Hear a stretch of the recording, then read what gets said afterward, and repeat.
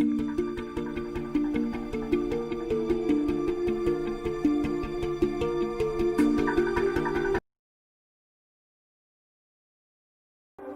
you ever wondered what animals think and feel?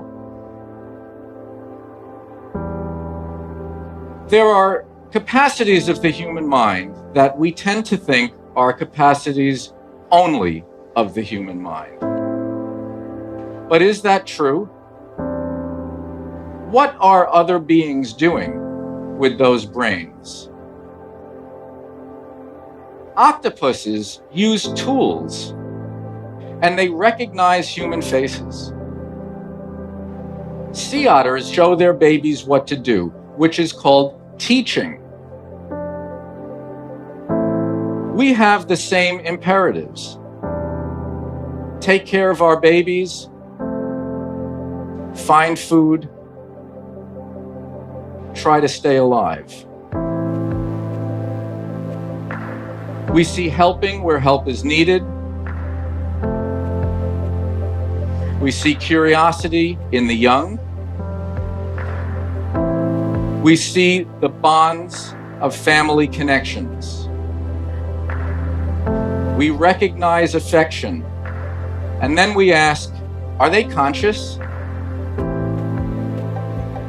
It turns out that if you record the voices of tourists and you play that recording from a speaker hidden in bushes, elephants will ignore it because tourists never bother elephants. But if you record the voices of herders who carry spears and often hurt elephants, the elephants will bunch up and run away from the hidden speaker. Not only do elephants know that there are humans, they know that there are different kinds of humans and that some are okay and some are dangerous. We cause so much pain to them. The mystery is, why don't they hurt us more than they do? This whale had just finished tearing a seal into 3 pieces with 2 companions. The seal weighed about as much as the people in the boat. They had nothing to fear.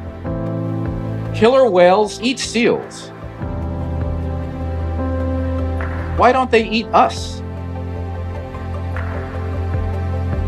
Why is it that killer whales have returned to researchers lost in thick fog and led them miles until the fog parted and the researcher's home was right there on the shoreline? The things that make us human are not the things that we think make us human. What makes us human is that of all these things that our minds and their minds have, we are the most extreme. We are the most compassionate, most violent, most creative, and most destructive animal that has ever been on this planet. And we are all of those things all jumbled up together. But love is not the thing that makes us human. It's not special to us. We're not the only ones who care about our mates. We're not the only ones who care about our children. Passing life from one generation to the next is the chain of being. If that stops, it all goes away. If anything is sacred, that is.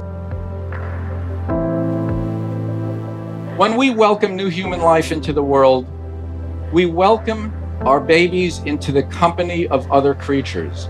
We paint animals on the walls. We don't paint cell phones. We don't paint work cubicles. We paint animals to show them that we are not alone.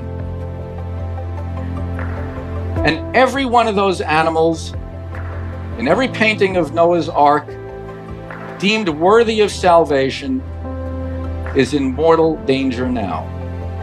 And their flood is us.